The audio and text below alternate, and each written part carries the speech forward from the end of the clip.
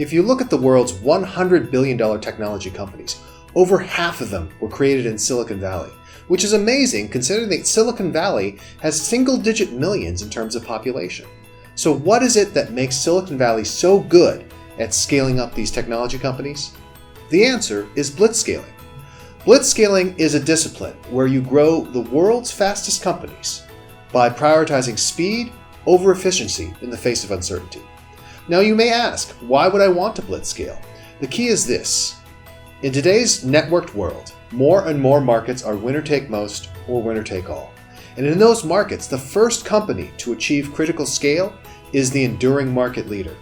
So if you're in one of these winner-take-most or winner-take-all markets, then it's rational to blitzscale, to prioritize speed above all else, because the only thing that matters is being the first person to reach critical scale. That is what powers companies like Amazon, Alibaba, and Airbnb, and those are the principles that you're going to be able to apply as you're working with startups.